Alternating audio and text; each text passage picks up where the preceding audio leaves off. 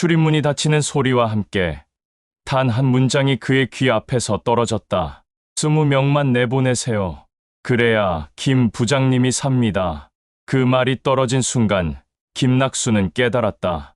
본사가 원하는 건 사람을 지키는 안전관리팀장이 아니라 사람을 내보내는 심부름꾼이라는 걸. 그는 입술을 깨물었다. 불현듯 과거에 자신이 던졌던 말이 떠올랐다. 나 없이 어디 한번 잘 책임져봐. 이제 그 말이 부메랑이 되어 자기 가슴을 정면으로 찌르기 시작했다. 아침부터 공장 안 공기가 이상했다. 기계음은 똑같이 울리고 사람들 발걸음 속도도 그대로인데 눈빛만 달라져 있었다. 사람들이 김낙수 옆을 지나칠 때 아주 잠깐 멈칫하는 그 공기. 인사 대신 스쳐 지나가는 시선 안에 묻혀있던 말들이 들리는 것 같았다. 저 사람 본사 사람이지. 희망퇴직 명단 저 사람이 쓰는 거 아니야? 사무실 문을 열자마자 본사 인사팀에서 내려온 직원이 서 있었다. 반듯한 정장에 무표정한 얼굴. 이름은 굳이 기억하고 싶지 않았다. 김낙수 부장님 맞으시죠? 네, 맞습니다. 잠깐 시간 좀 내주시죠. 오래 안 걸립니다. 오래 안 걸리는 일치고 좋은 일은 없지. 그는 속으로 중얼거리며 회의실로 들어갔다. 회의실 문이 닫히자 본사 직원이 서류 봉투 하나를 내밀었다. LCT 전체 인원 감축 계획 들으셨죠? 소문 정도는 들었습니다. 이 공장도 예외는 아닙니다. 20명. 여기서 20명만 내보내면 됩니다. 20명. 숫자는 짧았지만 그 안에 들어갈 얼굴은 너무 많았다. 명단은 부장님께서 작성해 주세요. 제가요? 현장 사정을 제일 잘 아시잖아요. 누구를 살리고 누구를 내보내야 하는지. 그 말에 낙수는 웃음이 나왔다. 지금 온 지 얼마나 됐다고 제가 현장을 합니까? 그래서 더 좋은 겁니다. 정이 들기 전에 써야 객관적이거든요. 객관. 그 단어가 입안에서 서걱거렸다. 거부하면 어떻게 됩니까? 그가 조용히 물었다. 직원은 어깨를 으쓱했다. 하기 싫으면 그만두셔도 됩니다. 요즘은요, 아무도 안 붙잡아요. 그 말은 마치 대신할 사람은 많고 당신은 하나도 특별하지 않다. 라고 선언하는 것 같았다. 봉투가 그의 손에 넘어왔다. 종이 한 장, 볼펜 하나. 그걸 들고 나오는데 손이 바짝 말라 있었다. 복도로 나왔을 때 사람들이 동시에 시선을 피했다. 누군가는 서류 더미를 들고 있는 척했고 누군가는 휴대폰을 보는 척했다. 아무도 그를 똑바로 쳐다보지 않았다. 그래도 다 보였다. 저 사람, 우리 20명 고르는 사람이다. 라는 마음이. 사무실 문 앞에 서 있다가 그는 결국 문을 밀지 못했다. 대신 한층 내려가 작업장으로 향했다. 철 냄새, 기름 냄새, 땀 냄새가 뒤섞인 공기. 그 속에서 사람들은 언제나처럼 바쁘게 움직이고 있었다. 하지만 그날만큼은 그들 움직임 하나하나가 다르게 보였다. 쇠를 옮기는 사람, 컨베이어 앞에서 땀을 닦는 사람, 커피 한 모금 마시고 다시 뛰어가는 사람. 여기서 20명을 잘라내라 이거지. 그때 반장 휴게실에서 웃음소리가 들렸다. 이주영의 목소리였다. 빨리빨리 오늘 이 라인만 끝내고 칼퇴합시다. 문이 열리자 작업복 위에 조끼를 걸친 이주영이 나왔다. 정은 채 특유의 시원한 말투와 걸음걸이. 그는 순간 이 사람이 이 공장의 심장이라는 걸 다시 떠올렸다. 팀장님, 잠깐 시간 좀 줄 수 있습니까? 그가 조심스럽게 물었다. 이주영이 고개를 끄덕였다. 또 뭐 물어보고 싶은 거예요? 지난번에도 그러다 실망만 하시더니. 둘은 창고 옆 소음이 덜한 공간으로 이동했다. 벽에 기대선 이주영은 팔짱을 끼고 그를 바라봤다. 또 제대로 된 일 하고 싶다고 하실 거면 미리 말씀드릴게요. 없어요, 그런 거. 그땐 분명히 말했죠. 낙수는 입술을 눌렀다. 이번엔 그거보다 더 찌질한 부탁입니다. 그가 봉투를 건네자 이주영의 표정이 단번에 굳어졌다. 이게 뭐예요? 본사 인사팀에서 온 겁니다. 또 구조 조정이에요? 20명. 그 한마디에 공기까지 멈춘 듯 조용해졌다. 명단을 제가 쓰랍니다. 그녀의 눈빛이 미세하게 떨렸다. 그래서요? 저보고 누구부터 자르라고 조언해 달라고요? 목소리 끝이 가늘게 올라갔다. 그 안에는 오래된 상처가 섞여 있었다. 그런 뜻은 아닙니다. 그냥, 전 그런 거 잘합니다, 김 부장님. 그녀가 씁쓸하게 웃었다. 예전에 저도 명단에 올라본 사람이라. 낙수는 말을 잃었다. 이주영은 벽에서 몸을 떼며 말했다. 본사에서 여기로 쫓겨온 사람들 많이 봤어요. 다 똑같이 말했죠. 난 사람을 지키고 싶다. 제대로 된 일 하고 싶다. 근데 결국 마지막엔 다 똑같았어요. 그녀는 봉투를 그의 손에 다시 쥐어줬다. 그냥 조용히 계시다가 가고 싶을 때 가세요. 그게 여기서 제일 안전한 방법입니다. 사람을 자르는 게 안전한 방법입니까? 낙수가 물었다. 여긴요. 이주영의 눈이 잠시 흔들렸다. 어차피 누군가는 잘립니다. 다만 자르는 사람 쪽에 서 있으면 조금 덜 다칠 뿐이죠. 그녀는 그 말을 남기고 돌아섰다. 작업장으로 걸어가는 뒷모습이 유난히 작아 보였다. 낙수는 그 자리에 한참 서 있었다. 봉투 모서리가 손바닥을 파고들었다. 사무실에 돌아와 자리에 앉아 책상 한켠에 놓인 노트 한 권이 눈에 들어왔다. 유배일기. 전임자가 남긴 그 노트. 나도 여기서 시작했다. 라는 문장으로 시작해. 결국 나는 돌아갔다. 라는 문장으로 끝나는 희망과 자기 위안이 뒤섞인 기록들. 그는 천천히 노트를 펼쳤다. 본사로 복귀하고 싶다면 본사가 시키는 일을 잘하면 된다. 여기서 버티고 여기서 잘라도 되는 사람을 잘라라. 그게 내가 올라갈 계단이다. 글씨를 따라가던 손이 멈췄다. 여기서 잘라도 되는 사람. 머릿속에 공장 사람들의 얼굴이 하나씩 떠올랐다. 야간마다 허리 잡고 웃으며 버티는 아저씨, 아이 학원비 때문에 야근 놓치지 않는 젊은 가장, 주말마다 자격증 공부한다는 계약직 직원까지. 누가 잘라도 되는 사람이지? 옆자리에서 누군가 툭 서류 더미를 내려놓았다. 정상구 대리였다.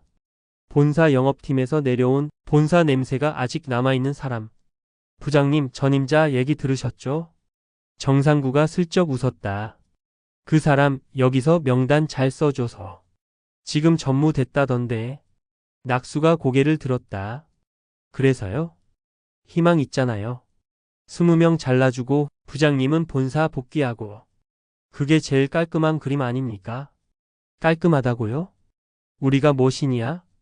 다 살릴 순 없죠. 가족 있는 사람들만 빼고 나머지 정리하면 되죠 뭐. 그 말에 낙수의 가슴이 서늘하게 식었다. 정 대리. 네?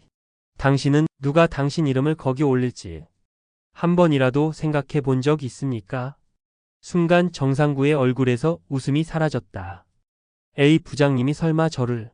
그 얘기가 아닙니다. 낙수는 노트를 덮어버렸다. 당신 같은 사람이 여기선 제일 먼저 이름 올라가는 사람이에요. 정상구는 아무 말도 못하고 물러났다. 사무실에 혼자 남자, 낙수는 봉투를 꺼냈다. 이름을 적으라고 칸이 줄줄이 그어져 있었다. 손이 떨렸다. 볼펜이 첫 줄 위에서 멈췄다. 누구부터 죽일까? 그렇게밖에 안 들렸다. 그때 휴대폰이 진동했다. 보낸 사람 인사팀. 김 부장님, 오늘까지 1차 명단만 주셔도 됩니다. 나머지는 차차 채워도 돼요. 시작이 중요하니까요. 시작. 그 단어가 그의 목을 졸랐다. 무언가를 시작한다는 건 무언가를 끝낸다는 뜻이기도 했다. 창밖으로 해가 기울고 있었다. 작업복을 입은 사람들이 하나둘 퇴근길에 올랐다. 복도 끝에서 이주영이 잠깐 멈춰 서서 사무실 안을 힐끗 바라보는 게 보였다. 둘의 시선이 마주쳤다. 이주영은 아무 말도 하지 않고 그저 고개를 아주 조금, 아주 미세하게 저었다. 하지 마라. 그 눈빛이 그렇게 말하고 있었다. 낙수는 고개를 떨구며 봉투를 다시 덮었다. 첫 줄은 여전히 비어 있었다. 하지만 그 빈줄이 어떤 피보다 더 선명하게 보였다. 그는 속으로 중얼거렸다. 나 없이 어디 한번 잘 책임져봐. 예전에 분노로 뱉어버린 말이 이제는 스스로를 향해 돌아와 있었다. 이번엔 그 책임에서 도망칠 수 없을 것 같았다. 밤이 깊어질수록 종이 위 빈줄은 더 크게 벌어진 틈처럼 보였다. 김낙수는 결국 볼펜을 내려놓고 자리에서 일어났다. 눈앞이 뿌옇게 흐려졌다. 복도 끝 자판기 앞에서 물 한 병을 뽑으려다 그는 멈춰섰다. 유리문 너머로 휴게실에 모여있는 사람들 모습이 보였다. 불 꺼진 작업장 대신 사람들 얼굴만 희미하게 떠 있었다. 야, 이번에 또 구조 조정이라던데. 이번엔 진짜래. 희망퇴직 아니라 그냥 잘라낸대. 명단 누가 써? 누가 쓰긴 저기 새로운 본사 부장이 쓰겠지. 그 말에 웃음이 잦아들었다. 누군가 낮게 말했다. 그러니까 요즘 그렇게 우리 눈치 보는 거구만. 본사 사람 원래 그래. 처음엔 친한 척 하다가 마지막엔 다 잘라놓고 떠나더라. 누가 먼저랄 것도 없이 낙수는 조용히 자리를 떴다. 자판기 앞에 서 있다가 동전을 넣는 대신 주먹을 쥐었다. 그래, 이게 나지. 사람들 뒤에서 혼자 물이나 뽑는 인간. 다음날 아침 공장에 들어서는 공기가 확연히 달랐다.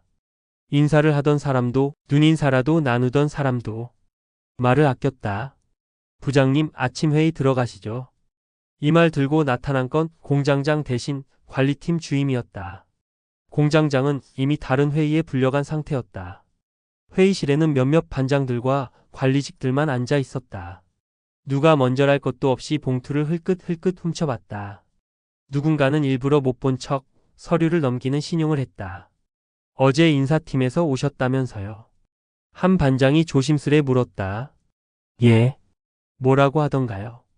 낙수는 잠시 숨을 골랐다. 모든 시선이 자기 입술만 보고 있는 것 같았다. 20명을 줄이라고 합니다. 숨소리가 한 번에 빨려 들어갔다. 우리 공장에서요? 누군가 대묻자 그는 고개를 끄덕였다. 명단은 제가 작성하랍니다. 회의실 공기가 무너졌다. 누군가는 의자 등받이에 몸을 탁 기대고 욕설을 삼켰다. 누군가는 고개를 푹 숙였다. 당장 목줄이 졸린 사람은 없는데도 모두가 이미 잘려나간 사람처럼 침묵했다. 그래서 부장님 생각은 어떠십니까? 슬그머니 공장장이 묻듯 입을 열었다. 어차피 내려온 지시라면 우린 따를 수밖에 없잖아요. 단어 하나하나에 힘이 들어가 있었지만 그의 눈에는 피로와 체념이 어려 있었다. 낙수가 입을 열었다. 저도 아직은 생각 중입니다. 생각할 시간이 많지는 않을 겁니다. 공장장은 냉정하게 잘랐다. 이 공장 사람들도 다 가족이 있는 사람들입니다. 당신도 가장이고요. 그 말은 누굴 내보낼지 고를 사람은 당신 말고는 없다는 선언 같았다. 회의가 끝나자 복도에서 사람들의 목소리가 더 작아졌다. 낙수가 지나가면 대화가 뚝 끊겼다. 그리고 그가 지나간 뒤에야 다시 시작됐다. 뭐 어쩌겠냐. 이번엔 진짜다. 그래도 우린 아직 이름 안 올라갔잖아. 그 말 속에는 당신은 올라갈 수도 있다는 미묘한 위안이 섞여 있었다. 점심시간 식당 문 앞에서 사람들은 여전히 뛰었다. 달려가야 밥을 먹을 수 있는 구조. 그 모습이 꼭 본사에서 승진 명단에 들기 위해 서로를 밀치던 예전 자기 모습 같았다. 줄 끝에 서 있던 낙수 옆으로 이주영이 다가왔다. 부장님, 오늘은 좀 늦게 오셨네요. 원래 줄 서는 거 별로 안 좋아합니다. 상대평가에서 밀리는 타입이셨겠네요. 가볍게 던진 농담이지만 낙수의 입꼬리는 올라가지 않았다. 식판을 들고 들어간 식당은 사람들로 가득했지만 빈자리는 이상하게도 그를 기준으로 한 칸씩 비어 있었다. 이주영이 먼저 자리에 앉으며 말했다. 앉으시죠. 오늘은 제가 괜히 양심이 찔리네요. 그는 마지못해 마주 앉았다. 아까 그 말 너무했죠. 그녀가 밥을 푸면서 입을 열었다. 여기선 그냥 조용히 있다가 가는 게 제일 낫다고 했던 거요. 틀린 말은 아니었습니다. 낙수가 국을 떠올리며 말했다. 저도 그런 마음으로 내려왔으니까요. 근데 본사에서 사람을 자르라는 얘기까지 들으면 그 말이 또 다르게 들리죠. 그녀는 젓가락을 내려놓았다. 저도 옛날에 그런 경험이 있어서요. 낙수가 눈을 들었다. 경험이요? 전에 다니던 공장에서 구조조정 한번 크게 났어요. 그녀는 말투를 낮췄다. 그때도 이런 명단 있었겠죠. 처음에는 소문만 돌았어요. 누가 올린다더라, 누가 이미 올라갔다더라. 그녀의 시선이 멀어졌다. 어느 날 점심 먹으러 가다가 사무실 프린터 앞을 지나는데 종이가 한 장 떨어져 있더라고요. 이름이 쭉 적혀 있길래 처음엔 출근부인 줄 알았죠. 낙수는 숨을 멈추고 그녀를 바라봤다. 근데 맨 아래 줄에 제 이름이 있더라고요. 이주영의 입꼬리가 위로 올라갔지만 그 웃음은 전혀 기쁘지 않았다. 그때 깨달았어요. 아, 누군가 나를 정리해도 되는 사람이라고 골랐구나. 그래서 어떻게 하셨습니까? 어떻게 하긴요. 그녀가 숟가락을 다시 들었다. 그 뒤로 저는 저를 쉽게 자를 수 없는 사람이 되자고 생각했어요. 라인 제일 먼저 나오고 제일 늦게 들어가고 누가 뭘 물어봐도 대답할 수 있게 만들었죠. 대신 명단 같은 거엔 절대 손 안 대기로 했고요. 그 말이 낙수의 가슴을 친다. 근데 지금은 그녀가 고개를 들었다. 솔직히 말하면 부장님이 무섭습니다. 제가요? 네. 여기 사람들에겐 지금 가장 위험한 사람이잖아요. 우릴 지켜줄 수도 있지만 우릴 내보낼 수도 있는 사람. 그 말에 바발이 목에 걸린 듯 했다. 저도 압니다. 낙수가 낮게 말했다. 저 같은 사람 제일 싫어하시겠죠? 싫어서가 아니에요. 이주영은 단호하게 고개를 저었다. 그냥 여기 사람들 누군가가 또 출근부인 줄 알았던 종이에서 자기 이름을 보게 될까봐 그게 싫은 겁니다. 그녀는 자리에서 일어나며 덧붙였다. 부장님, 명단 쓸 거면 혼자 쓰세요. 저한테는 묻지 마세요. 저는 또 그날로 돌아가기 싫으니까. 그녀가 식판을 들고 돌아서자 낙수는 한참 동안 움직이지 못했다. 식당을 나와 사무실로 돌아가는 길 복도 한쪽에서 누군가 그를 불렀다. 부장님, 정상구였다. 아까 회의에서 너무 심각하게 받아들이지 마세요. 그가 애써 웃었다. 사람 줄이는 거 어차피 우리가 아니어도 누군가 해야 할 일입니다. 부장님은 지금 그냥 그 역할 맡은 것 뿐이에요. 정 대리. 낙수가 걸음을 멈췄다. 당신은 자기 이름이 거기 올라갈 거라고 상상해 본 적 있습니까? 정상구는 잠시 말을 잃었다. 우린 아직 젊잖아요. 결혼도 안 했고 애도 없고. 그러니까 당장은 아니겠죠. 그게 제일 위험한 말입니다. 낙수가 조용히 말했다. 당장은 아니겠죠. 회사란 데가 항상 그런 말로 사람을 속입니다. 정상구는 어색하게 웃으며 물러났다. 뭐 부장님이 더 잘 아시겠죠. 낙수는 사무실 문 앞에서 잠시 숨을 골랐다. 그리고 문을 밀었다. 자리에 앉자마자 휴대폰이 울렸다. 보낸 사람 김수겸. 아빠 잠깐 통화 가능해요? 낙수는 눈을 감았다 뜨며 전화를 받았다. 왜? 아빠 나 진짜 제대로 된 일 하고 싶다고 했잖아. 그 회사 나랑 안 맞는 것 같아. 질투는 나의 힘. 그 사진을 아들이 처음 자랑하듯 보여줬던 날이 떠올랐다. C. D. 오라는 직함, 젊은 대표, 자유로운 분위기. 모든 게 요즘 애들답다고 생각했었다. 대표랑 또 싸웠냐? 싸운 게 아니라 걔네가 나랑 사는 방식이 다르더라. 수겸의 목소리는 지쳐 있었다. 사람을 장난처럼 쓰고 삶을 컨텐츠처럼 소비하는 거.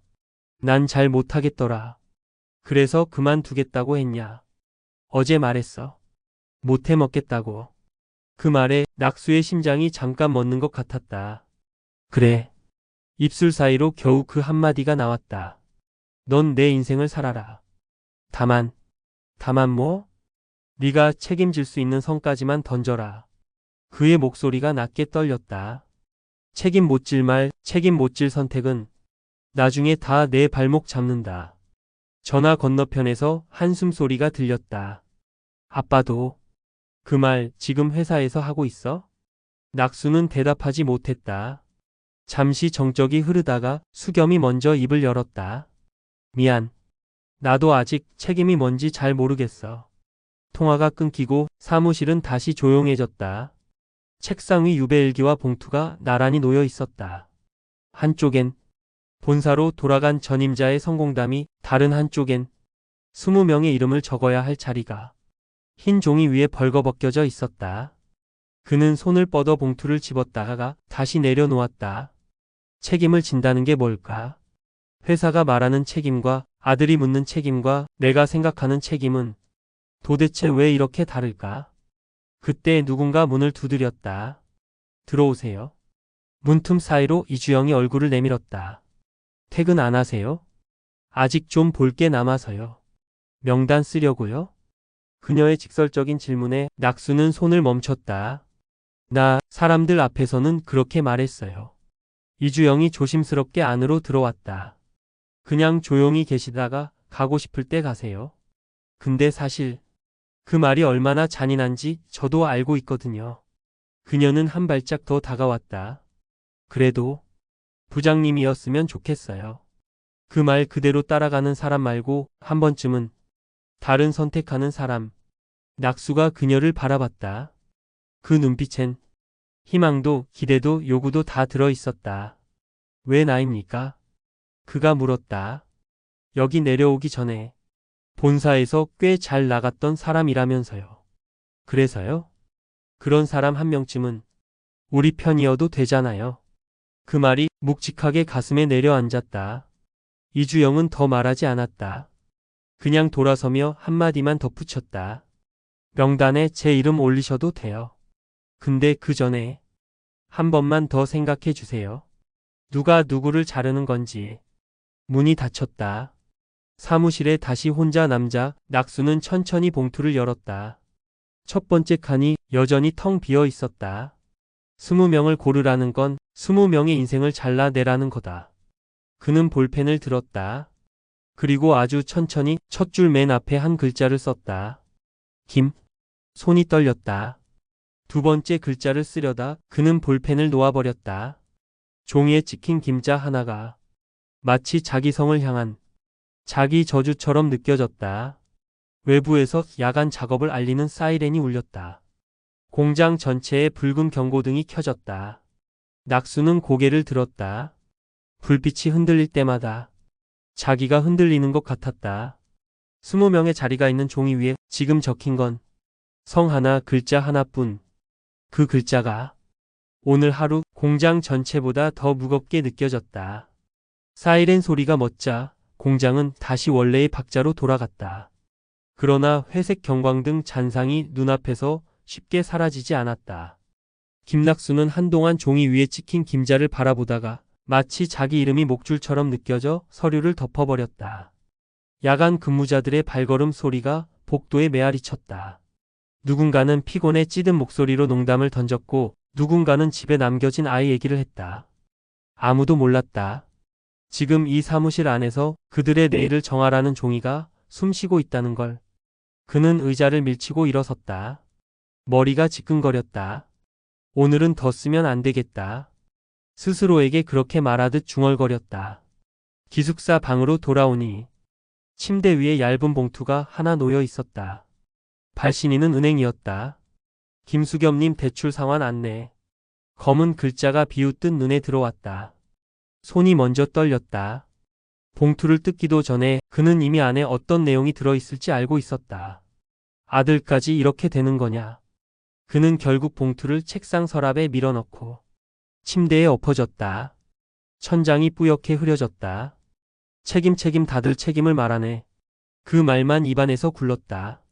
다음 날 아침 예상치 못한 호출이 내려왔다. 김 부장 본사 오라십니다. 공장장의 목소리는 최대한 아무렇지 않은 척 담담했지만 어딘가 미세한 안도감과 불편함이 섞여 있었다. 오늘이요? 지금이요? 차 대기시켜 놨습니다. 본사. 그 한 단어만으로도 낙수의 심장 박동이 달라졌다. 몇 달 전까지만 해도 익숙한 곳이었던 빌딩이 지금은 낯선 심판대처럼 느껴졌다. 검은 승합차 창밖으로 공장 굴뚝이 멀어지고 높은 건물들이 다시 다가왔다. 서울에 가까워질수록 그의 손은 더 굳어졌다. 로비에 들어서자 예전과 똑같은 향이 났다. 유리와 철, 커피와 향수가 섞인 냄새. 하지만 예전과 다른 건 그를 알아보고 인사하는 사람이 거의 없다는 거였다. 김 부장님 이쪽입니다.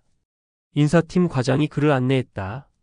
정갈한 셔츠, 피곤한 눈밑, 그럼에도 딱딱한 미소는 놓치지 않는 얼굴. 멀리서 오시느라 고생 많으셨습니다. 네 뭐. 먼지도 오래 묵으면 집이 되더군요.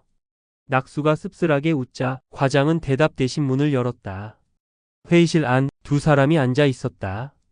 인사팀장과 백정태 상무.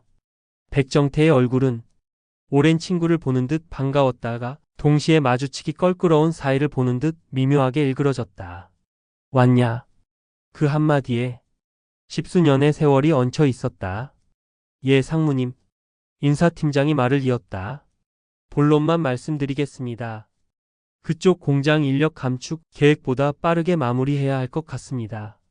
계획보다 빠르게요? 네. 그룹 전체 구조 조정 일정이 땡겨졌습니다. 그 말은 곧 부장님 복귀 일정도 땡겨질 수 있다는 얘기죠. 복귀. 그 단어가 귀에 박히자 잠시 공기 색깔이 달라졌다. 물론 조건은 같습니다. 인사팀장이 말을 이었다. 20명. 그 명단만 깔끔하게 정리해 주시면 우리는 부장님을 아산에서 다시 끌어올 이유가 충분해집니다. 낙수는 고개를 숙였다.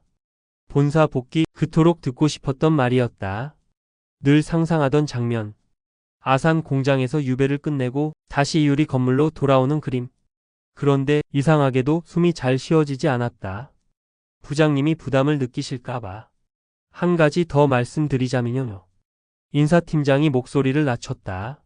사실 핵심 명단은 이미 여기 있습니다. 책상 위에 다른 서류철이 올라왔다. 여기 있는 사람들은 이미 구조 조정 대상으로 정리된 인원들입니다. 부장님께서 하실 일은 간단합니다. 이 명단에 사인만 하시고 몇 명 정도만 추가로 의견 주시면 됩니다. 그럼 제가 직접 고를 필요는 없다는 말입니까? 네, 부장님이 이름 하나하나 고민할 필요 없습니다. 우리가 이미 정리하기로 마음먹은 사람들입니다. 부장님은 단지 인사팀장이 애써 부드럽게 웃었다. 현장 사정에 맞게 약간 조정만 해주시면 됩니다. 심부름이라고 생각하셔도 좋습니다. 심부름. 그 단어에 낙수의 등줄기를 차가운 것이 타고 내려갔다. 심부름. 그가 낮게 되뇌었다. 회사 돌아가는 큰 그림을 부장님이 다 알 필요는 없습니다. 우리는 위에서 방향을 잡고 부장님은 현장에서 그 그림을 완성해 주시면 되는 거죠. 위에서 방향을 잡고. 낙수는 옆에 앉은 백정태를 바라봤다. 한때는 형이라고 부르던 사람. 자기 인생에서 가장 큰 빚이자 가장 큰 상처인 사람. 상무님 의견은 어떠십니까? 낙수가 물었다. 백정태는 한참 동안 말이 없었다. 손가락 관절을 한번 꺾고서야 천천히 입을 열었다. 낙수야. 처음으로 이름을 불렀다. 직함 없이. 우리가 이런 일 처음 하는 거 아니다. 회사라는 게 원래 이런 거다. 그 말 속에는 나도 싫지만 어쩌겠냐 라는 체념이 진하게 배어 있었다. 넌 내가 할 수 있는 선에서 사람을 살려라. 사람을 살리라고요? 다 살리려 들지 말고. 백정태가 눈을 맞추었다. 내가 꼭 살리고 싶은 사람 몇 명. 그 사람들만 건져 올려라. 나머지는 회사가 데려갈 거다. 낙수의 입안이 말라붙었다. 결국 누군가는 잘릴 수밖에 없다. 이 말 아닙니까? 그래. 상무는 한숨을 내쉬었다. 누굽니까? 상무님 기준에서 정리해도 되는 사람은? 그 질문에 회의실 안 공기가 무거워졌다. 인사팀장이 먼저 끼어들었다. 그래서 이 명단이 있는 겁니다. 가족관계, 근속연수, 성과, 나이 다 종합해서 이미 정리해 놓은 사람들입니다. 부장님께 그걸 일일이 판단하라고 하는 건 회사도 너무 무책임한 일이죠. 그러니까 회사는 이미 가위질을 끝내놓고 제가 들고 있는 종이가 실제로 자를 종이라고요. 표현이 좀 거칠지만 그렇죠. 인사팀장은 쓴 웃음을 지었다. 낙수는 입을 다물었다. 그럼 내가 하는 건 결국 도장 찍는 일뿐인가? 그는 한 번 더 백정태를 바라봤다. 상무님, 예전에 저한테 그랬습니다. 넌 책임지는 법을 모른다고요. 상무의 눈동자가 미세하게 흔들렸다. 지금 이 상황에서 책임지는 건 뭡니까? 명단에 도장 찍는 겁니까? 아니면 이걸 거부하는 겁니까? 한동안 아무 말도 없었다. 인사팀장은 눈치를 보다가 회의실 밖으로 자리를 피해줬다. 문이 닫히고 둘만 남았다. 낙수야. 백정태의 목소리가 낮아졌다. 내가 잘못한 거 많다. 너를 이 자리까지 끌고 온 것도, 여기 내려보낸 것도. 낙수는 아무 말도 하지 않았다. 근데 내가 너를 살리려고 했던 순간도 있었다. 그건 기억 안 나냐? 형 빤스 빨아서. 그 자리 올려놓은 건 접니다. 낙수가 입가를 비틀었다. 형이 나 살리려고 했다는 말, 이젠 잘 안 믿깁니다. 백정태의 얼굴이 굳어졌다. 지금 이 구조 조정이 다 내 뜻이라고 생각하냐? 아닐 수도 있겠죠. 근데 낙수는 손등에 굳은 살을 한번 문질렀다. 결국 내 이름으로 사람들이 잘려나가게 된다는 건 바뀌지 않지 않습니까? 그래서 내가 사인을 내게 떠넘기는 거다. 예상치 못한 말이었다. 뭐라고요? 이 명단 내 이름으로 나가야 하는 거다. 근데 나는 이미 너무 많이 남의 피를 묻힌 사람이다. 백정태가 고개를 숙였다. 한 번 더 내 이름을 올리면 이제 나도 버려질 거다. 그래서 너한테 떠넘긴 거다. 순간 낙수의 머릿속이 하얘졌다. 그러니까 형은 살고 나는 더 깊은 데 빠지라는 겁니까? 아니, 너한테는 아직 선택지가 있다. 상무가 얼굴을 들었다. 아산에서 버티다가 이 명단에 내 이름 올리고 나갈 수도 있다. 제 이름이요? 제일 먼저 잘려야 할 사람 사실은 너 아니겠냐? 그 말은 농담도 위로도 아니었다. 회사 입장에선 내가 제일 정리하기 좋은 사람이다. 실적은 오래됐고 나이도 찼고 지금은 지방 공장에 있다. 그럼에도 불구하고 너를 다시 부르려는 이유는 딱 하나다. 20명. 그래. 20명을 대신 잘라줄 사람. 그 심부름꾼. 회의실 천장 조명이 희미하게 떨렸다. 낙수는 의자 등받이에 기대면서 눈을 감았다 뜨기를 반복했다. 상무님. 그가 낮게 물었다. 형은 한 번이라도 자기 이름을 명단 맨 위에 올려볼 생각 해본 적 있습니까? 백정태는 대답하지 못했다. 낙수가 조용히 숨을 들이켰다. 어젯밤에 제 성을 썼습니다. 김자 하나. 상무의 눈이 그를 향했다. 어제까진 거기까지만 쓸 수 있었습니다. 한동안 아무 말도 없었다. 둘 사이에 십수년의 세월, 본사와 공장, 사수와 부하, 가해자와 피해자, 모든 이름이 얽힌 침묵이 흘렀다. 회의가 끝나고 복도로 나왔을 때 인사팀 직원 둘이 복도 끝에서 작은 목소리로 떠드는 게 들렸다. 그래서 결론은 그냥 김 부장 이름으로 내기로 했대. 우리는 흔적만 안 남기면 되지. 20명 그렇게 잘라내고 나면 다음은 어느 부서래? 모르지. 어차피 윗선에서 또 누군가 데려다가 심부름 시키겠지. 낙수는 그 자리에서 굳어졌다. 그들의 얼굴은 안 보였다. 하지만 말은 또렷하게 들렸다. 심부름. 자신이 무엇으로 불리는지, 이 회사가 자신을 어떻게 소비하려는지 너무도 명확하게 드러나는 단어였다. 그는 조용히 그 자리를 떠났다. 다시 아산으로 내려오는 차 안에서 창밖 풍경이 빠르게 스쳐 지나갔다. 그 속에서 공장의 굴뚝, 이주영의 얼굴, 식당에서 식판을 들고 웃던 사람들, 밤새 돌린 기계들, 그리고 집에서 대출 안내장을 열어보지 못한 채 멍하니 앉아있을 하진의 얼굴이 한꺼번에 떠올랐다. 휴대폰 화면을 켜자 읽지 않은 메시지가 여러 개 떠 있었다. 수겸에게 온 단문, 은행에서 온 독촉 문자, 하진이 보낸 짧은 안부. 그는 그중 하나도 열지 못하고 화면을 꺼버렸다. 20명을 잘라야 내가 산다. 인사팀이 건넨 그 논리는 어딘가 맞는 말 같기도 했다. 가장의 입장에서, 가족을 먹여 살려야 하는 사람의 입장에서. 그러나 한편으론 그렇게도 생각됐다. 내가 산다는 건 뭐지? 본사로 돌아가 유리벽 안에 앉는 것? 아니면 지금 여기 사람들과 함께 기계 소리 듣는 것? 답을 모른 채 차는 다시 공장 정문 앞에 멈춰섰다. 내리자마자 그를 보는 눈빛이 느껴졌다. 저 사람 본사 갔다 온 사람. 저 사람 손에 우리 목숨이 달려있다.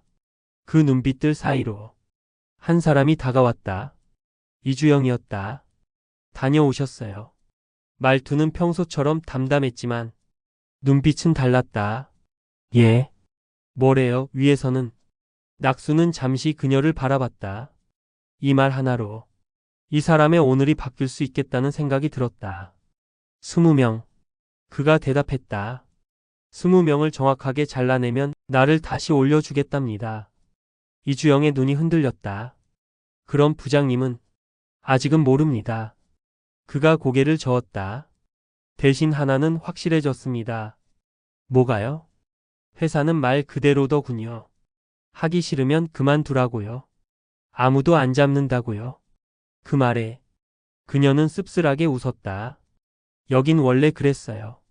낙수는 그녀를 똑바로 바라보며 덧붙였다. 근데 누구 하나쯤은 잡아주는 사람이 있어야 하지 않겠습니까? 그 말이 이유도 모른 채 이주영의 가슴을 찔렀다. 잡아준다고요? 하기 싫으면 그만두라는 세상에서 그래도 한 번만 더 해보자고 말해주는 사람. 어쩌면 그게 내가 지금 여기 있는 이유일 수도 있겠다는 생각이 아주 조금 들었습니다. 이주영은 대답하지 못했다. 그저 그의 붉어진 눈가를 보다가 고개를 숙였다. 공장 안으로 다시 기계음이 퍼져나갔다. 그 소리를 들으며 김낙수는 천천히 사무실로 향했다. 책상 위에 올려둔 유벨기를 열었다. 마지막 장에 적힌 문장이 눈에 들어왔다. 여기서 버티고 여기서 잘라도 되는 사람을 잘라라. 그게 내가 올라갈 계단이다. 그는 펜을 들고 그 문장 밑에 자기 글씨로 한 줄을 더 적었다. 근데 올라간다는 게 대체 뭐였지? 펜 끝이 종이를 찢을 듯 눌렸다. 그는 봉투를 다시 꺼냈다. 20줄의 빈칸이 언제 봐도 똑같이 차갑게 늘어서 있었다. 이번엔 첫 번째 줄에 성을 쓰지 않았다. 대신 가장 아래 칸으로 시선을 내려갔다. 맨 마지막 칸 위에서 볼펜이 멈췄다. 언젠가는 이 줄 중 하나에 내 이름이 올라가야 하는 거 아닐까? 그 생각이 스쳐 지나가는 순간 그는 펜을 내려놓았다. 명단은 여전히 비어 있었지만 그의 마음속에서는 오히려 무언가가 하나씩 채워지고 있었다. 아직 결정은 내리지 못했다. 하지만 적어도 한 가지는 분명했다. 나는 이 회사가 말하는 방식대로만 살지는 않겠다. 밤 공기가 유난히 무거웠다. 아산 공장 야간조 교대 시간이 끝나갈 무렵 작업장 곳곳에 형광등이 하나 둘씩 꺼지고 있었지만 사람들의 마음은 오히려 더 날카롭게 깨어 있었다. 김낙수는 사무실 불을 끄지 못하고 책상 앞에 앉아 있었다. 눈앞에는 여전히 20줄이 비어있는 명단용 종이, 옆에는 유배일기, 그리고 열어보지 못한 은행 봉투. 세 가지가 나란히 놓여 있는데 어느 것 하나 손 댈 수가 없었다. 밖에서 누군가 노크를 했다. 문틈으로 들어오는 형광등 빛 뒤로 헬멧을 벗은 젊은 직원이 서 있었다. 부장님 잠깐 들어가도 되겠습니까? 낙수가 고개를 끄덕이자 그가 문을 닫고 들어왔다. 안경 너머 눈빛이 심하게 떨리고 있었다. 무슨 일인가요? 혹시 그 직원은 말을 고르다가 결국 직설적으로 물었다. 명단 쓰셨습니까? 그 한마디에 사무실 공기가 싸늘하게 식었다. 아니요. 낙수가 조용히 대답했다. 아직 한 명도 못 썼습니다. 정말요? 직원은 안도의 숨을 내쉬는 듯 했다가 곧바로 다른 감정이 떠올랐는지 입술을 깨물었다. 근데 결국엔 쓰셔야 하는 거죠? 낙수는 그 질문에 답을 하지 못했다. 대신 물었다. 왜 그렇게 궁금합니까? 직원은 한참 머뭇거리다가 결국 자기 속마음을 꺼냈다. 사실 애 둘 있습니다. 그 말부터였다. 큰 애는 초등학교 들어가고 둘째는 이제 겨우 어린이집 들어갔는데 집사람이 그러더라고요. 이번 달까진 버티면 된다고. 그래서 혹시 제 이름이 거기 올라갈까봐. 낙수의 시선이 천천히 그를 후었다. 젊지만 눈가에 피로가 깊게 앉아있는 얼굴. 손등에 기계기름 자국이 지워지지 않은 사람. 반장님이나 공장장님한테 물어볼 수는 없잖아요. 근데 부장님은 그래도 서울에서 오신 분이고 가끔은 사람 같다고 느껴져서. 그 말이 이상하게 가슴을 쳤다. 사람 같아서라는 말. 부장님. 직원이 다시 입을 열었다. 혹시 제 이름은 조금만 밀어주실 수 있습니까?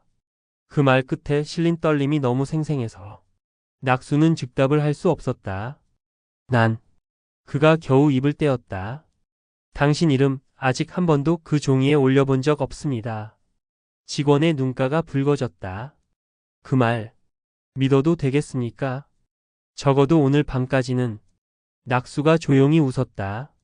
내일 아침에 내가 책임져야 할 것 같군요. 직원은 아무 말 없이 고개를 숙였다. 잠시 후 아주 작은 목소리로 말했다.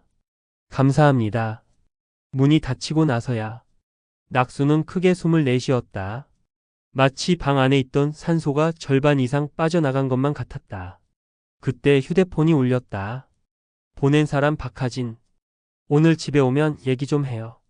평소 하진이라면 왔냐, 밥 먹었냐 같은 단순한 문장을 보냈을 텐데 얘기 좀 해요라는 말은 무언가가 이미 터져버렸다는 신호 같았다. 통화 버튼을 누르기도 전에 두 번째 메시지가 이어졌다. 수겸이 나 혼자선 도저히 감당이 안 됩니다. 낙수는 결국 전화를 걸었다. 여보. 수화기 넘어 하진의 숨소리가 그대로 들렸다. 말을 꺼내기까지 조금 시간이 걸렸다. 보냈어, 그거. 뭘? 은행에서 온 거. 대출 상환 안내장. 낙수의 눈이 천천히 서랍 쪽으로 향했다. 아까까지 열어보지 못했던 그 봉투. 나 혼자 보다가 도저히 안 되겠더라. 하진의 목소리가 떨렸다. 당신도 알아야 하잖아. 우리가 얼마만큼 벼랑 끝에 서 있는지. 얼마야? 그는 알면서도 물었다. 3천. 고작 3천이야 라고 말할 수도 있겠지만 우리한텐 당장 숨을 막히게 하는 돈이야. 낙수는 입술을 깨물었다. 수겸이는 뭐래? 말도 못 꺼내지. 어제부터 방 안에서 나오질 않아. 잠시 정적이 흘렀다. 당신 지금 어디야? 하진이 물었다. 사무실. 사람 자르는 명단 쓰고 있지. 그 한마디에 심장이 내려앉았다. 누가 그래? 당신 표정이 그래. 하진의 목소리가 조금 낮아졌다. 뉴스 보고 알았어. 아산공장 구조조정, 희망퇴직 인원 감축. 거기 당신 이름도 같이 나오더라. 안전관리팀장. 이 말은 곧 당신이 그 일의 얼굴이란 소리야. 낙수는 아무 말도 할 수 없었다. 묻고 싶었어. 하진이 조용히 물었다.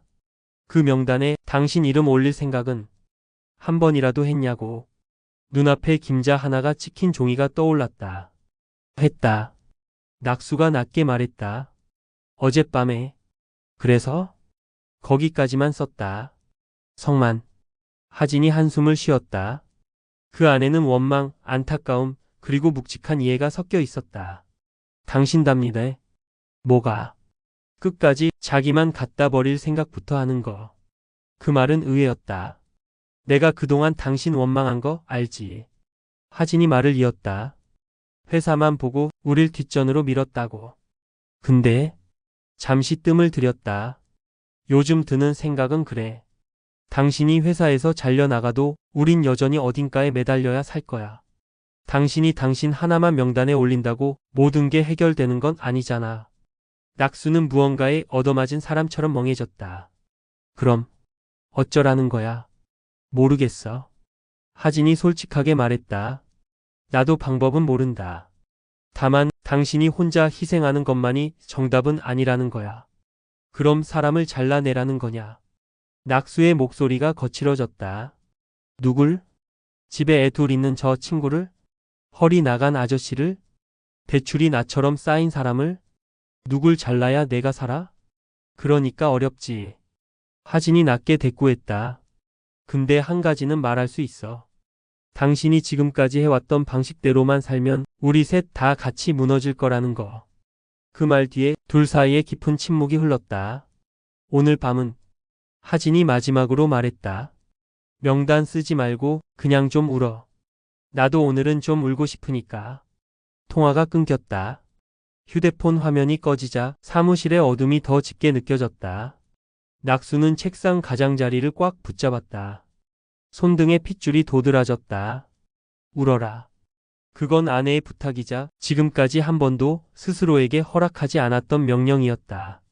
그는 결국 의자에 몸을 붓고 고개를 숙였다. 눈물이 떨어지는 소리는 기계음보다 사람들 발걸음보다 더 크게 들렸다. 얼마나 시간이 흘렀는지 모른다. 문을 두드리는 소리에 그는 고개를 들었다. 눈가가 빨갛게 부어 있었지만 닦을 힘도 없었다. 문을 열자 이주영이 서 있었다. 아직 계실 줄 알았어요. 그녀의 눈이 붉어진 그의 얼굴을 후었다. 괜찮으십니까? 괜찮아 보입니까? 낙수가 웃으려 했지만 목소리는 금방 갈라졌다. 아니요. 그녀가 솔직하게 대답했다. 이주영은 사무실 안으로 들어와 자유롭게 의자 하나를 끌어다 앉았다. 이 공장에선요. 그녀가 말을 시작했다. 사람들이 웬만하면 눈물을 안 보입니다. 눈물 보이면 누군가 바로 그 자리를 노리거든요. 낙수는 말없이 그녀를 바라봤다. 근데 딱 한 번 제가 여기서 눈물 참지 못한 적이 있었어요. 이주영의 시선이 허공을 향했다. 예전에 구조조정 났을 때 제 이름이 올라간 줄도 모르고 다음 달 반장 스케줄 짜고 있었거든요. 그녀는 쓴 웃음을 지었다. 공장장이 그러더라고요. 주영씨 그 스케줄 다른 사람 이름으로 바꿔줘야겠네. 그 말 듣는 순간 내가 얼마나 길게 착각하며 살았는지 깨달았어요. 낙수의 가슴이 죄어들었다. 그래서요. 그래서 울었어요. 그녀는 담담하게 말했다. 공장 한쪽 구석에서 남자들 담배 피는 자리 뒤에서 누가 위로해 줬습니까? 아무도요. 짧은 대답. 그 안에 2년, 3년이 담긴 것 같았다. 그래서 전 다시는 여기서 울지 않기로 했습니다. 울려면 누가 옆에 있을 때만 울자고. 이주영은 낙수의 얼굴을 똑바로 바라봤다. 지금 부장님 옆에는 저밖에 없네요. 그 말이 이상하게 가슴 깊숙이 파고들었다. 명단. 낙수가 힘없이 말했다. 아직도 한 명도 못 썼습니다. 잘하셨어요. 근데 내일이 마감입니다. 그러면 내일 고민하세요. 이주영은 단호하게 말했다. 오늘 밤까지는 그냥 사람으로 계세요. 본사 심부름꾼 말고. 그녀는 책상 위에 놓인 봉투를 내려다봤다. 20명이라고 적힌 붉은 도장이 눈에 들어왔다. 이거 누가 보면 좋다고 가져갈 사람 있겠네요. 누가요? 회사에 충성하고 싶은 사람들, 본사로 돌아가고 싶은 사람들, 전무되고 싶은 사람들. 날 겨냥하는 말입니까? 조금은요. 이주영은 서늘하게 웃었다. 근데 김 부장님 솔직히 말해봐요. 뭐요? 그 종이에 이름 채워 넣으면 정말 행복할 것 같습니까? 낙수는 대답하지 못했다. 저는요. 이주영이 천천히 말을 이었다. 부장님이 20명 이름 채워서 본사로 올라가는 것보다 차라리 20줄 다 비워놓은 채로 여기 남아있는 게 더 멋있을 것 같아요. 그러면 나는 잘립니다. 그럴 수도 있겠죠. 그럼 당신들은요? 낙수가 물었다. 내가 그렇게 하면 여기 사람들 다 안전합니까? 이주영은 잠시 생각했다. 그건 약속 못합니다. 회사는 어차피 또 다른 사람 데려다가 심부름 시키겠죠. 그럼 그게 무슨 의미가 있습니까? 있죠. 그녀의 눈빛이 단단해졌다. 그때부터 사람들은 더 이상 속지 않을 거니까요. 그래도 내 편인 부장 한 명은 있었다고 기억할 거니까요. 낙수의 가슴 어딘가가 크게 울렸다. 한 사람의 선택이 세상을 바꾸진 못해요. 근데 이주영이 피식 웃었다. 적어도 우리가 누구를 닮아가며 살지는 정할 수 있잖아요. 그 말은 느리게 그러나 깊이 박혔다. 낙수는 다시 종이를 바라봤다. 20줄의 빈칸 그리고 마음속에서 자꾸 떠오르는 이름들. 집에서 대출 안내장을 붙잡고 있을 아들. 눈물 참고 있는 아내. 불 꺼진 기숙사에서 다리 주무르며 잠드는 직원들. 그리고 다시는 울고 싶지 않다고 했던 이주영. 그가 입을 열었다. 오늘 밤엔 정말 아무 이름도 못 적겠습니다. 그래서 온 겁니다. 이주영이 자리에서 일어났다. 오늘은 그게 정답이니까요. 그녀가 문 쪽으로 걸어가다가 한 번 더 돌아보며 말했다. 부장님, 내일 아침에 어떤 선택을 하든 한 가지만 기억해 주세요. 뭡니까? 우린요. 누가 우리를 자르는지 다 보고 있습니다. 그 말은 협박이 아니라 사실이었다. 문이 닫히고 사무실에는 다시 혼자만 남았다. 낙수는 천천히 명단 종이를 접어 유배일기사에 끼워 넣었다. 그리고 처음으로 서랍에서 은행 봉투를 꺼냈다. 봉투를 뜯는 손이 떨렸다. 안에는 예상대로 차갑고 딱딱한 숫자들이 줄줄이 적혀 있었다. 상환 금액 3천만 원. 그 순간 머릿속에서 두 개의 숫자가 부딪혔다. 20명, 3천만. 20명의 인생과 3천만 원의 빚. 가장의 책임과 사람으로 남고 싶은 욕망. 그는 눈을 감았다.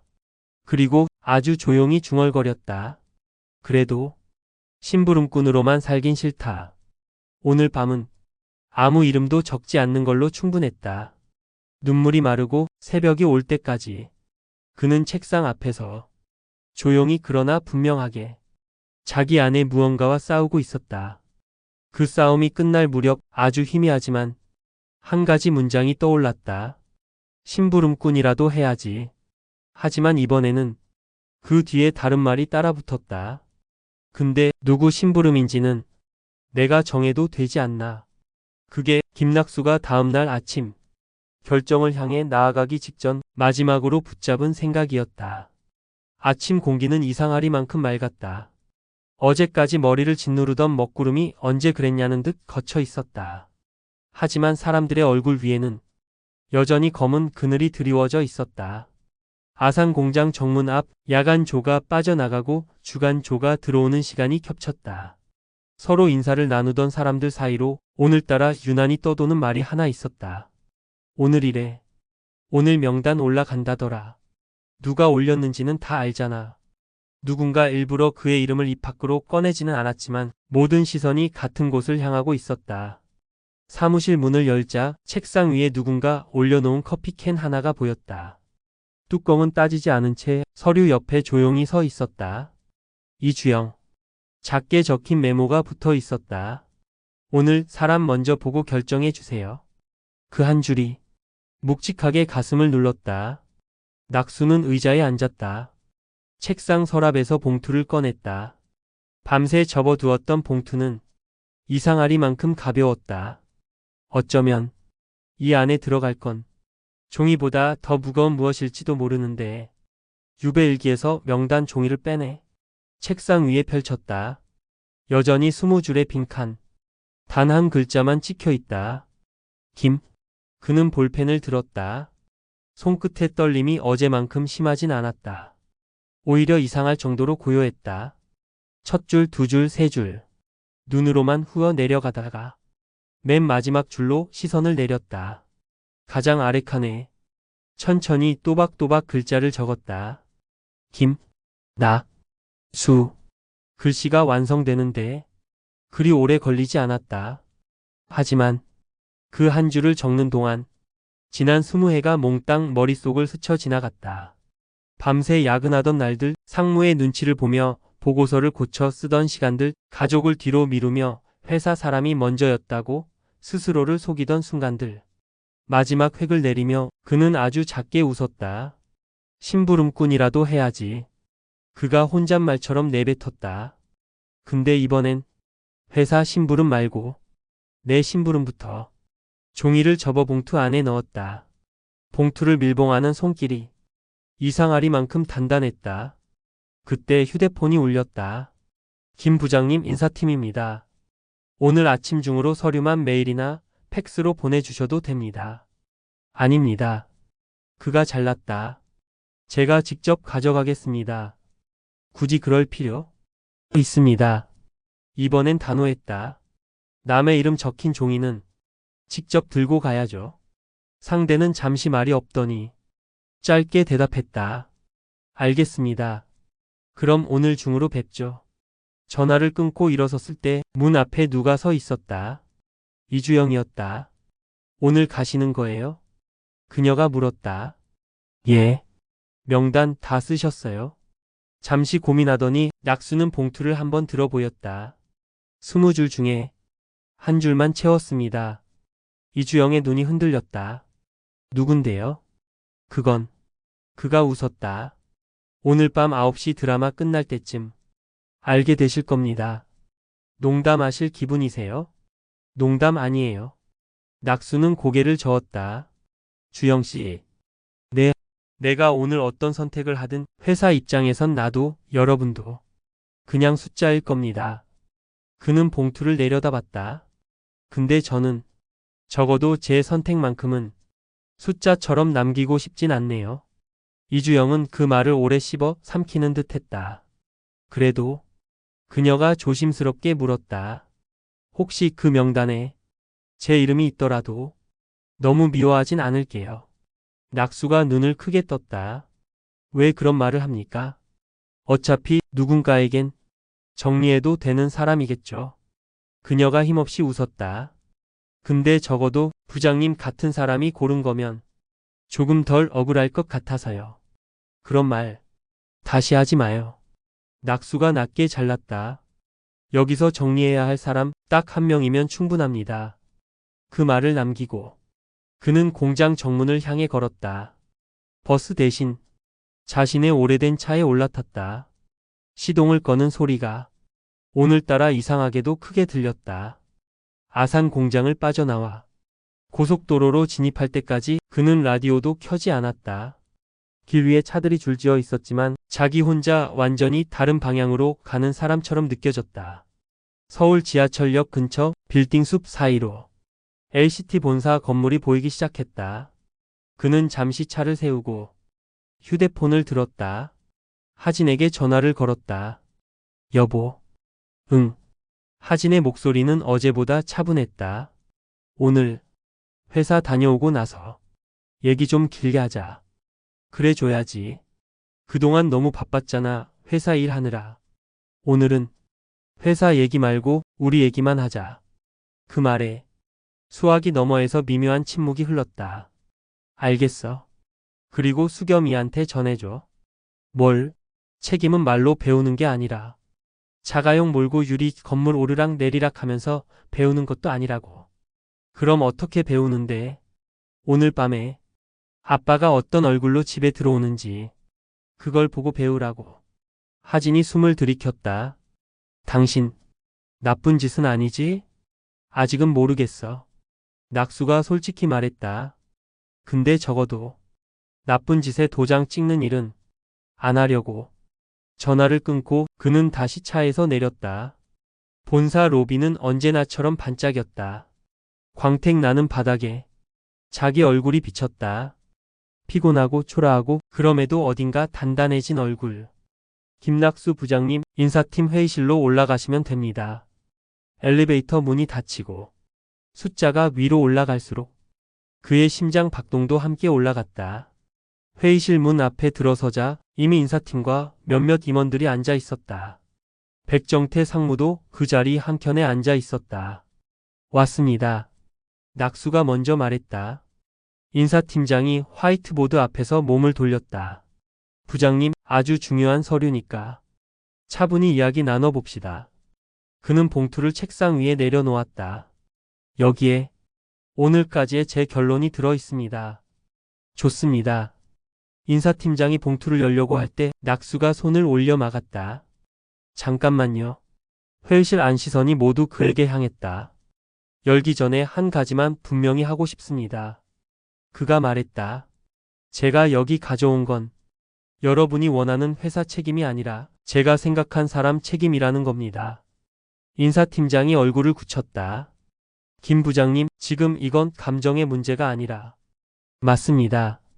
낙수가 말을 잘랐다. 감정이 아니라 이름의 문제입니다. 그는 봉투를 직접 열어 종이를 꺼냈다.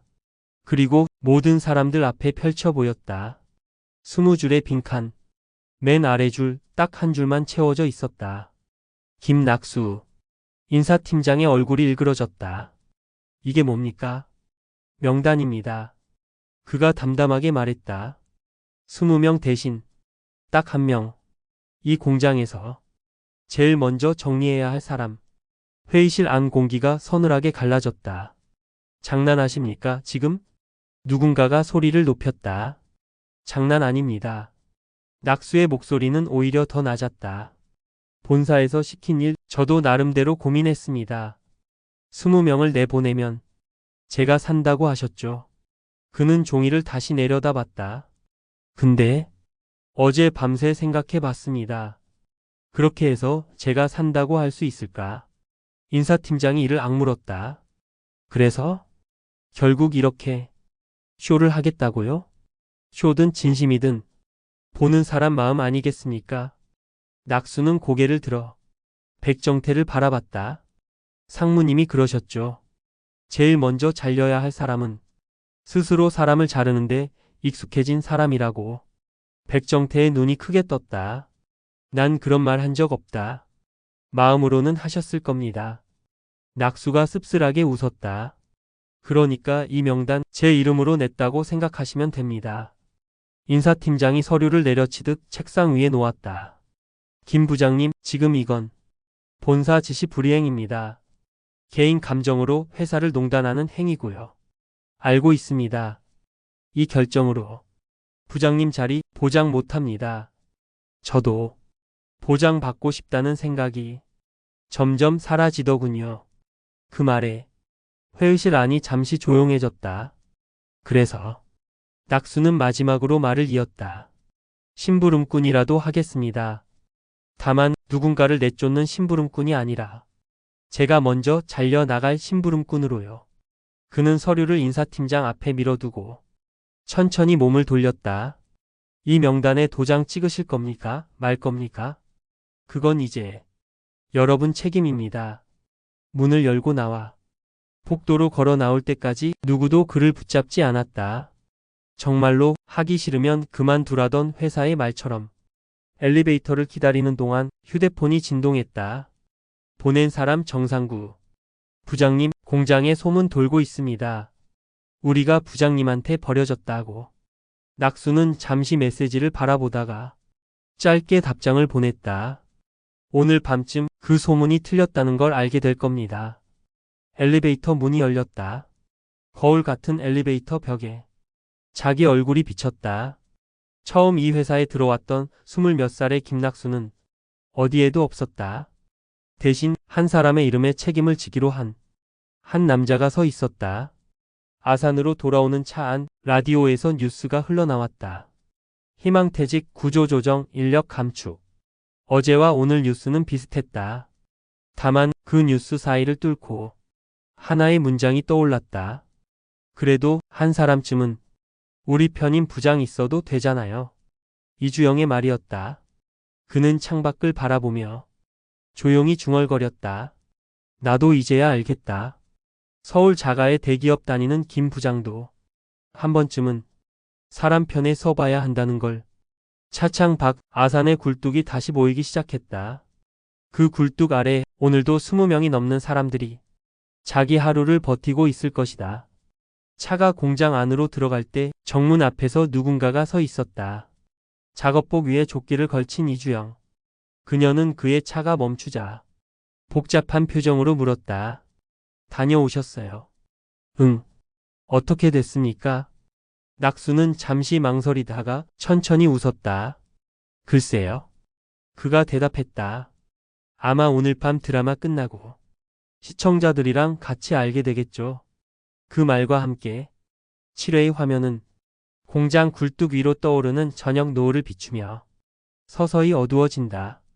그리고 김낙수의 목소리가 내레이션처럼 겹쳐진다. 심부름꾼이라도 해야지. 근데 이제부터는 내가 책임지고 싶은 사람들 심부름이나 해볼까 한다.